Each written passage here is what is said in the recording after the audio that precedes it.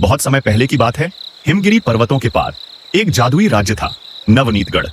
यह राज्य अपनी सुंदरता, समृद्धि और रहस्यमयी जड़ी बूटियों के लिए प्रसिद्ध था। यहाँ के पेड़ बात कर सकते थे, नदियां संगीत बजाती थीं और रात को चांदनी में महलों की दीवारें चमकती थीं।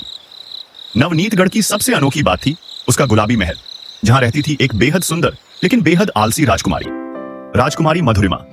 मधुरिमा सुबह देर तक सोती, नित्य क्रिया में भी उसे घंटों लग जाते। न वो पढ़ाई करती, न शासन में रुचि लेती। महल के सारे काम नौकर चाकर करते और वह केवल दूध में गुलाब की पंखुड़ियां डलवाकर पीती और आईने में खुद को निहारती रहती। राजा अचल देव और रानी सौम्या उसे बहुत प्यार करते थे, पर उसकी आदतें देखकर चिंता में डूबे रहते। एक दिन रानी ने कहा, यदि मधुरिमा यूं ही रही तो राज्य का क्या होगा? कोई राजकुमार उसे पसंद नहीं करेगा और जनता का क्या? राजा ने गहरी सांस ली और बोले, शायद समय ही उसे सिखाएगा। एक रात महल के बगीचे में हवा में कुछ सरसराहट हुई। पुराने वट वृक्ष की छाया में अचानक एक नीली जादूगरनी प्रकट हुई, योग माया। उसने धीरे से कहा, आलसी मनुष्य को जीवन कुछ न सिखा पाए तो जादू ही रास्ता दिखाता है। अगली सुबह जब मधुरिमा उठी तो उसे एक सुनहरी चिट्ठी मिली। उस पर लिखा था, राजकुमारी मधुरिमा, तुम्हारी सुंदरता शाश्वत नहीं है। यदि तुम 7 दिनों में 3 अच्छे कर्म नहीं करती तो तुम्हारा रूप छिन जाएगा और तुम्हें भुला दिया जाएगा। योग माया। राजकुमारी पहले तो हंसी, मुझे डराने के लिए कोई मजाक कर रहा है। पर जैसे जैसे दिन गुजरे, उसकी आंखों के नीचे काले घेरे, बाल बेजान और चेहरे पर नमी कम होने लगी। मधुरिमा बगीचे में टहल रही थी, तभी एक बूढ़ी महिला आई और बोली, बिटिया, मुझे खाने को 2 रोटियां चाहिए, 3 दिन से भूखी हूं। पहले तो राजकुमारी मुंह फेर कर चलने लगी, पर फिर चिट्ठी की बात याद आई। उसने रसोई से खाना मंगवाया और बुढ़िया को दिया। बुढ़िया मुस्कुराई और बोली, धन्य हो बेटी, एक अच्छा कर्म पूरा हुआ। बुढ़िया जैसे ही गई, मधुरिमा के गालों में थोड़ी लाली लौट आई। बाग में एक छोटा सफेद खरगोश जोर जोर से चिल्ला रहा था, मेरा बच्चा कुएं में गिर गया, कोई मदद करो। मधुरिमा को डर लग रहा था, पर वह अपनी नौकरानी के साथ दौड़ी और एक रस्सी से बच्चे को निकालने में मदद की।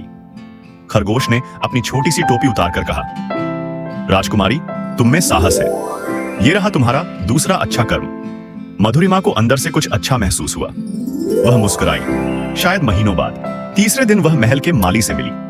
माली की तबीयत खराब थी और बगीचा सूखने लगा था। मधुरिमा ने खुद फावड़ा उठाया और गुलाब, तुलसी और चंपा के पौधे सींचे। उसके कपड़े गंदे हो गए, पर मन साफ हो गया। पेड़ झुके और बोले, तीसरा कर्म भी पूरा हुआ, अब सच्चे सौंदर्य की पहचान शुरू हो चुकी है। लेकिन कहानी यहां खत्म नहीं होती। 7वें दिन योगमाया फिर प्रकट हुई। राजकुमारी मधुरिमा, तुमने 3 कर्म पूरे किए हैं, पर यह तो बस शुरुआत है। क्या तुम सच में बदल चुकी हो या बस डर से अच्छा बनने का नाटक कर रही हो? राजकुमारी ने कहा, शायद मैंने डर से शुरुआत की थी, पर अब मुझे लोगों की मुस्कान में सुकून मिलता है। अपने हाथों से काम करने में आत्मविश्वास आता है।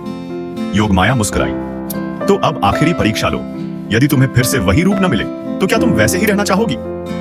मधुरिमा चुप रही, फिर कहा, अगर लोग मुझे पसंद करें मेरी अच्छाई से तो सुंदरता की जरूरत नहीं।